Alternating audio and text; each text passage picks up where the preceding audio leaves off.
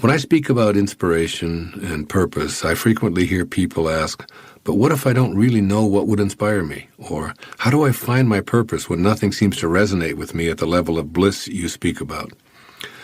That's why this particular part of this program and the following ones are dedicated to my heartfelt answers to these questions, which seem most bothersome to those who'd really love to heed their ultimate calling. Just the mere act of questioning our ability to live an inspired life represents resistance that we need to examine because it implies that we're deficient in our spiritual quest. Of course, nothing could be further from the truth. In the world of spirit from whence we came, there are no deficits, no lacks or shortages, and there's definitely no such thing as purposelessness. This is an intelligent system that we're a part of.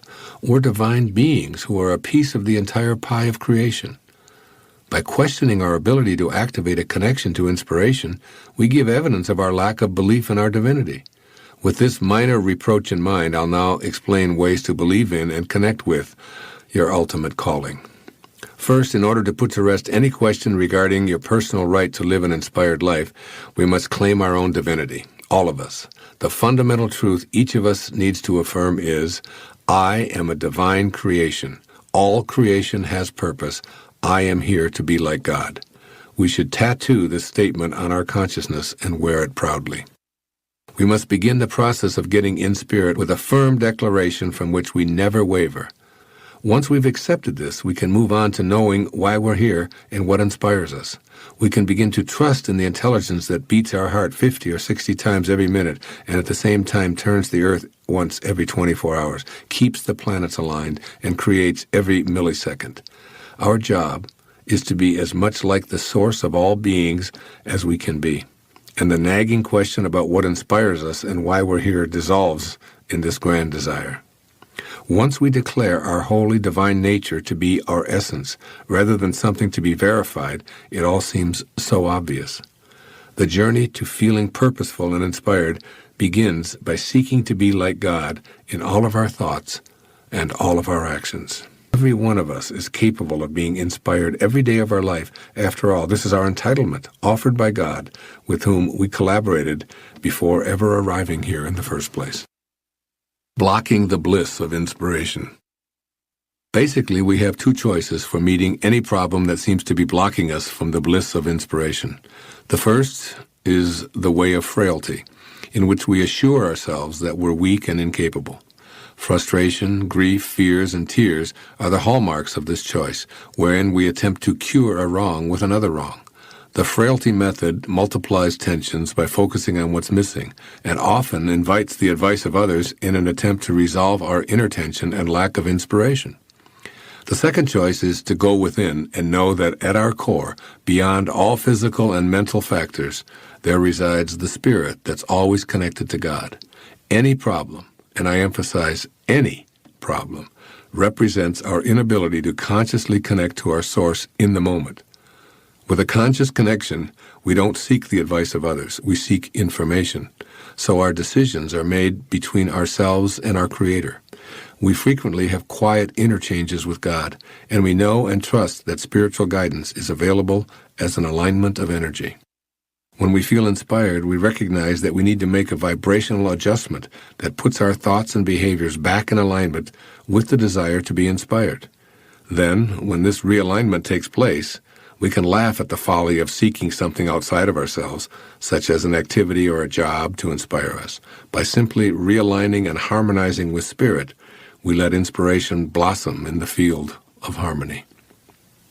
Listening to the voice of God.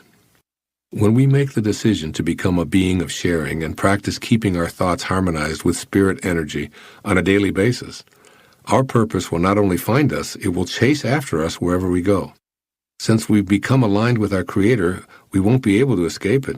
You see, when we live as much of life as possible in God realization, nothing can go wrong. What and who we need will surface, and we'll notice that we can't escape feeling that something much greater than our individual life is at work within us and around us. Our number one relationship must be to this creative energy of God. When we go to our source, we activate the energy that reconnects us to our purpose. Inspiration then shows up right before our eyes, even when we may have stopped thinking about it. Our purpose manifests in many ways and won't be limited to a career slot. In fact, it's often something that requires us to leave a particular kind of employment to pursue something we'd never even considered before. We must trust that inspiration is already here. It only eludes us because we've disconnected in some way from the spirit that was and always will be our essence. We all are nervous sometimes, and we're shy sometimes, and we're afraid sometimes, and we don't take risks sometimes, and we're fearful, and we have to be careful, and those are all, that's what it means to be human. And we try to get as many people as we can on our side. So if we can get ourselves lumped with the majority, then we can feel greater. But every great innovative idea that ever happened started with a minority. Started with an individual thinking like that. Will Rogers said one time, if you find yourself on the side of the majority, you better reform. You know, if you're thinking just like everybody else thinks, what have you got to offer? What is it that this unique thing, this unique human being that has never existed before, will never exist again, has never existed in this day as it exists, as you do in this day, just like every single day. Not only are you unique on this planet, but every day you're here, you're unique on this planet. Instead of that, we say, how can we get everybody to think like I do? Let's get into majority kind of thinking, you see. And that's like one of the first things to understand, that in order to be, Emerson said it, he talked about conformity, he said, to be a man you must therefore by nature be a nonconformist. And yet we have difficulty with nonconforming people, with people who have different ideas, with people who want to try something different, people who don't accept that we always have to be the way we've always been. We have quite a bit of difficulty with that. Most human beings use about 1/100th of their potential within their brains that it's capable of using. And every time we see somebody who is able to do things that seem so phenomenal, instantly we say, well, that's a weird person, or that's a freak, they must be faking it, or whatever. When there are places in the world where people don't even think pain, they don't even have words. There are some cultures, particularly in Eastern philosophies, where pain itself is not even a part of their vocabulary. They don't even invent words for that because they train themselves not to think in ways that are going to be immobilizing and depressing and so on. And I would work on this when I was working with people early in my career. And one of the greatest things that you can learn in your life is the understanding that as you go through your life, even the people who love you the most are not going to approve of you half of the time. Somebody says, you're a nerd. Terrible thing. I mean, one of the things you have a choice. You say, oh my God, they know. They've discovered it already. And you act like a neurotic. You have that choice. You have other choices as well. The choice to ignore that. The choice to say that's somebody else's opinion. If somebody says to me, Wayne Dyer, I don't like your books. Well, I expect that when you say something in public, when you talk to a lot of people, when you write something, that there are going to be a lot of people who aren't going to like what you say. One of the highest levels, one of the highest places you can get to in your life is a place called being independent of the good opinion of other people. Not necessarily needing everyone to approve of you all of the time. And we ought to have a lot of people out there who understand that, so that when they go through their lives and they run into disapproval, that instead of becoming depressed about that you understand that that's a condition. That's what it means to be a human being.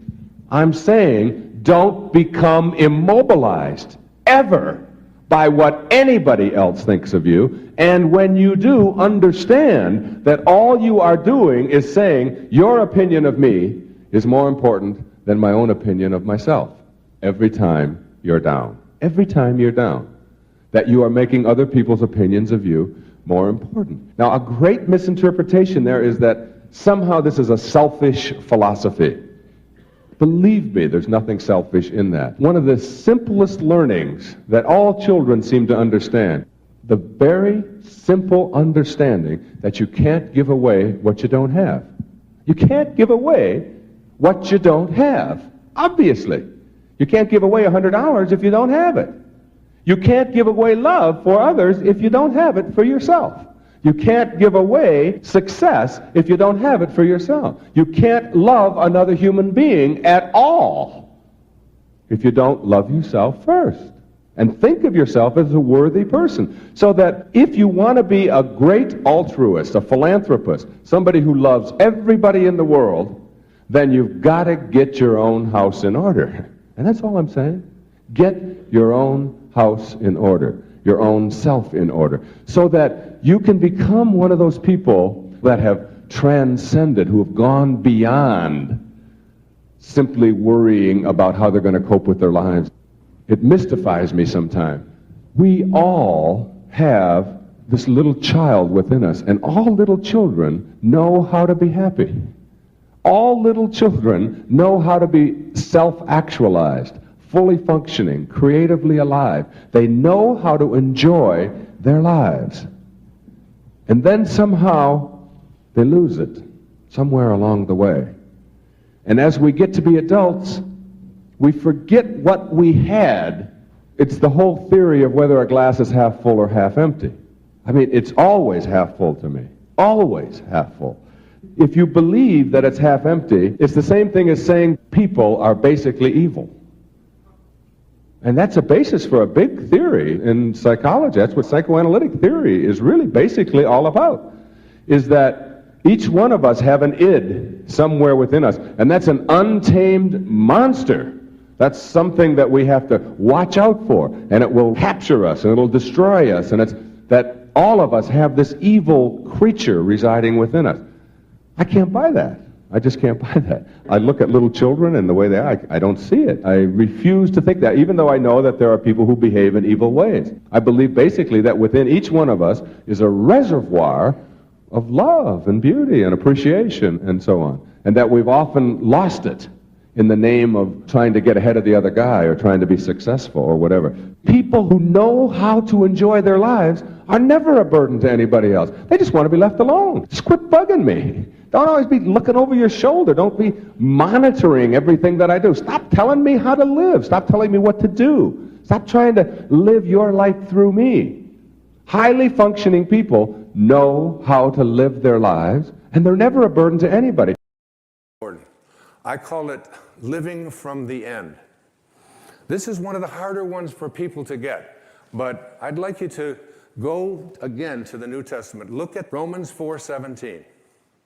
In the presence of him whom he believed God, who gives life to the dead and calls those things which do not exist as though they did. And calls those things which do not exist as though they did. Those are very important, significant words. You have to be able to call the things which you have not seen yet materialize and manifest into your physical world. You have to be able to say to yourself, I call those things that I would like to become as if they already do. And you place into your imagination fearlessly the I ams which you would like to create for yourself. And when it's time for me to write another book, I don't even know what it's going to be. I just know that it starts germinating inside me. And it's like a calling, it's like a passion. And it's as if I call those things, the book does not exist. I call it as if it did. I have a wonderful quote by the man I've cited before. His name is Neville, and it goes like this. He says, disregard appearances, conditions. In fact, disregard all evidence of your senses, that is what your eyes and ears tell you, that deny the fulfillment of your desire, whatever it is you want to attract into your life. Disregard appearances, conditions, in fact, all evidence of your senses that deny the fulfillment of your desire. Rest in the assumption that you already are what you want to be. For in that determined assumption, you and your infinite being, your extraordinary self, which is what this program is about, are merged in creative unity, and with your infinite being, God, all things are possible. God never fails, and you are a piece of that which never fails. And you are going to move beyond just being a piece and just being a fragment and just being a segment until it becomes your overwhelming knowing that you have within you this divine capacity. You don't need evidence of your senses. I wrote a book a few years back. The title of it, I had to get my publisher because they didn't understand it. They called back, they said, I think you got this wrong. I said, no, it's called You'll See It When You Believe It. Not the other way around. People will say, well, I'll believe it when I see it. It doesn't work that way. You'll see it when inside you have a knowing.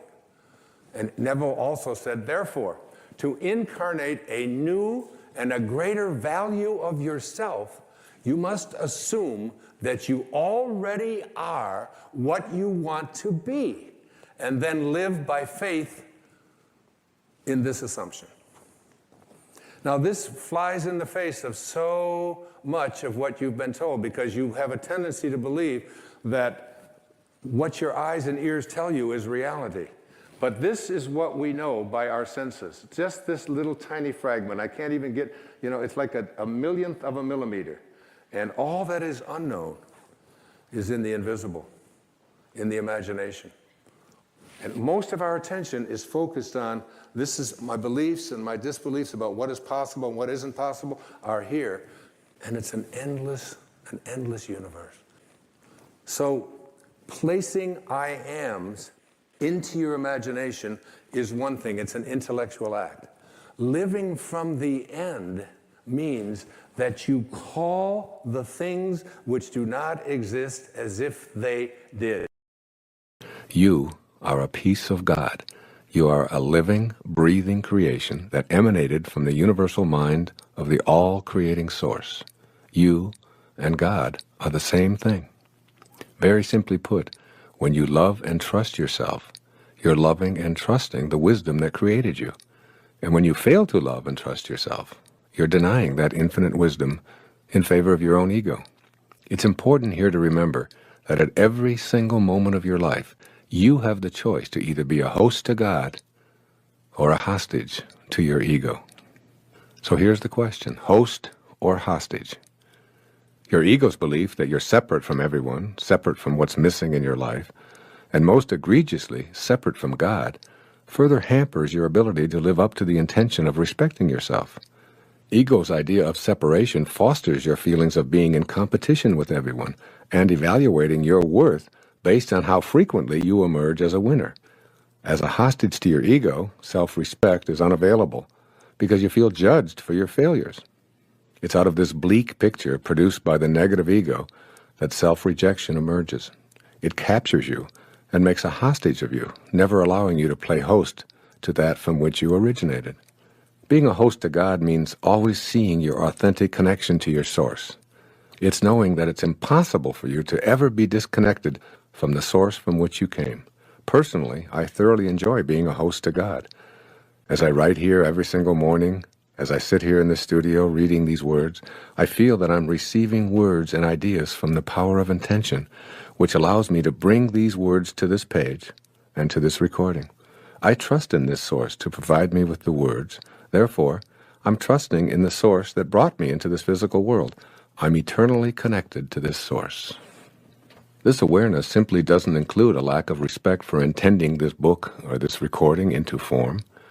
The conclusion I've come to is that I'm worthy of my intention to write a book and to create this recording. In other words, I respect the piece of God that I am.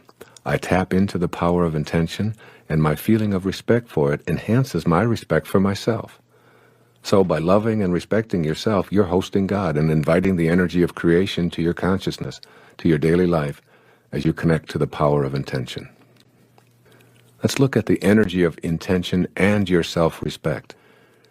If you don't believe that you're worthy of fulfilling your intentions for health, wealth, or loving relationships, then you're creating an obstacle that will inhibit the flow of creative energy into your daily life. Recall that everything in the universe is energy, which moves at various frequencies. The higher the frequency, the closer you are to spiritual energy. In the lower frequencies, you find shortages and problems. Intention itself is a unified energy field which intends everything into existence.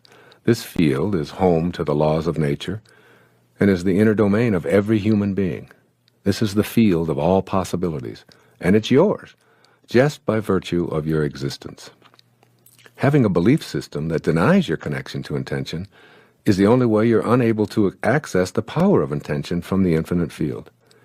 If you're convinced that you're unworthy of enjoying the field of all possibilities, then you'll radiate this very kind of low energy. This will, in fact, become your attracted energy pattern, and you'll send messages to the universe that you're unworthy of receiving the unlimited abundance of the originating spirit. Soon you'll act on this inner conviction of self-disrespect. The antidote to this dreary picture is to make an internal commitment to respect yourself and to feel worthy of all that the universe has to offer.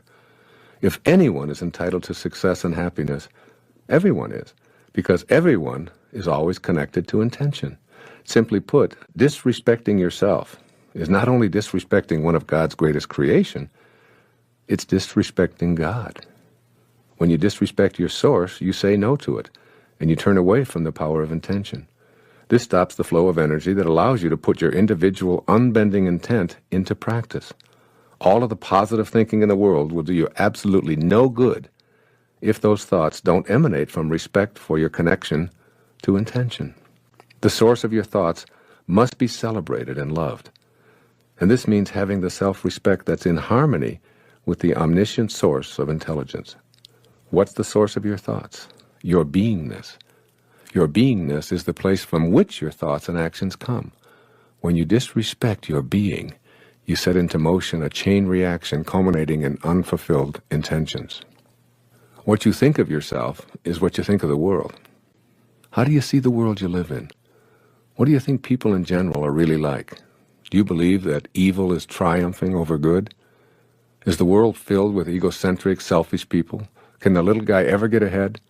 Are government entities and all their representatives corrupt and untrustworthy? Is life unfair? Is it impossible to get ahead if you don't have connections? When you have a gloomy picture of what the world looks like, you're unreceptive to the potential assistance that's there to help you with your own individual intentions. Why would others want to come to your aid when you view them as contemptible? Why would the universal force be attracted to that which repels it? How could a world that's so corrupt ever be of assistance to someone who has noble intentions? The answer to these questions are obvious. You attract into your life what you feel inside. If you feel that you're not worthy of being respected, you attract disrespect. This weak self-respect is the result of an exceptionally rusty link to the field of intention. This link must be cleansed and purified, and that takes place within your own mind. You are not an organism in an environment. You are an environed organism. One of the reasons the idea of being able to manifest is so foreign to most of us is because we have been brought up to believe that as individuals, we are separate from our environment. We think it is our role to dominate it. Armed with this kind of logic, we are diminished in our ability to sense our connection to the environment. This third principle of manifesting begins with the understanding that it is absolutely impossible to describe ourselves as separate from our environment. I am coining a new word for the purpose of articulating this principle. Consider yourself an environed organism. This word signifies that there is absolutely no difference between you and your environment. You are your environment, and even more significantly for the purposes of this tape, your environment is you. Try thinking of the external world, your environment, as your extended body. That is, you are not separate from the external world. In this concept, it is impossible to describe yourself without including your surroundings. In fact, it is not even possible to see or hear yourself as a separate entity apart from your environment. For example, describe yourself walking, just you walking. There cannot be walking without also describing what it is you are walking upon. Without the floor or the ground, there would only be your legs moving back and forth, and of course that's not walking. Your experience of walking also includes the air you are breathing, the gravity that keeps you from floating off into space, the pebbles or carpet or sand or cement that you walk upon. And I invite you to shift your awareness away from yourself as an organism in the environment to yourself as an extension of your environment and always inseparable from it. This means that you have to think of yourself as an individual and as an environment simultaneously. Have you ever seen a person with a front but without a back? Have you ever seen a person with an outside but without an inside? Well, these rhetorical questions are meant to stimulate you to consider how you can be differentiated and undifferentiated at the same time, and why this is important in learning to manifest your life as you choose. The nature of the physical world is essentially that of waves. Each wave of energy that makes up a physical mass has a crest or a peak and a nadir or a valley. These tops and bottoms of the waves are always easy to identify as separate, yet they are always together. You can never ever get a bucket full of peaks and observe them independent of their corresponding valleys. This is the fundamental feature of nature. Your front always has a back, your inside always has an outside. And now you must extend this understanding outward as well. You are distinct, just like the tops of the waves that make up your natural physical self, but you are irrevocably connected to the outer world, just as that bottom of the wave always has a top. When you begin to see this simple truth, mystical experiences of manifesting also open up to you as a genuine possibility. You see, you're either pushing nature around, or you're seeing it as yourself, one or the other. When we think of ourselves as distinct from our environment, we take on a posture of exercising control over it. We destroy forests and swamps and mountains and rivers and wildlife or anything else that obstructs profit and convenience, or for something we call advancing civilization. We defend these activities without understanding that we are also destroying ourselves. As we have seen, we cannot be described independent of our environment any more than our outside can be described without our inside. When we can respect that which appears to be external to us, we will build to live in harmony with, rather than in control over, our environment. In our personal lives, recognizing nature as ourselves opens up an entirely new world of manifestation. Your new faith will no longer permit you to see anything as separate. The separateness will always be there, just as the peak of the wave is separate from the trough. But they remain inseparable, even while separate. You will have fused the dichotomy that prevents you from putting this connective energy to work. You will begin to view yourself as an organic part of this world, rather than as a separate entity in this world. And then you'll see yourself as an organic part of this world. There's a popular belief that we come into this world. Thus we are continuously embracing the idea that who we are and where we come from are two different worlds. The essence of the third spiritual principle for manifesting your destiny is that there is no separation, and rather than coming into this world as a construction project, you actually grow out of it. You are a result of what the universe is doing on a conscious level, just as a wave is what the ocean is doing, and a plum is what the plum tree is doing.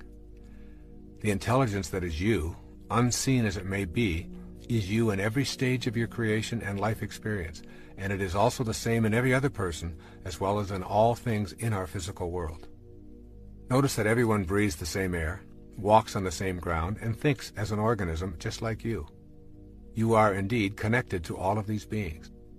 It is not an accident that someone living in a distant country with different outward physical characteristics and a separate language could die and donate their liver or kidney or cornea to you, and it would accommodate the life force flowing in you. A profoundly important Native American saying is, "No tree has branches so foolish as to fight among themselves." Imagine the result of such behavior by the tree. The tree and all of its parts would die from such an absurdity. Yet that is precisely what we do when we see ourselves as divided from all of the other people who are being peopled from the same divine intelligence. When you know that you grow out of this world just as an apple does from an apple tree, then you identify with the spiritual essence. It is in identification with this inner essence that you make your connection to everything else. And it is with this connection that you begin to attract your desires to your physical world. That power is in you, but it's not yours alone. The power and the magic of this world cannot be reserved for the exclusive use of anyone, including you. It is available at all times. However, it does not belong to anyone. What you are doing as an environ-organism is making contact with an energy that is beyond the dualism of the earth plane, and yet is connected to it at the same time, separate but distinct. You are a holistic being with both non-dualistic energy and the energy of the physical plane at your disposal. The Bhagavad Gita, the holy book of the Hindus, summarizes the point of view as profoundly as I've ever heard. Listen to these words. He who sees that the Lord of all is ever the same in all that is, immortal in the field of mortality, he sees the truth.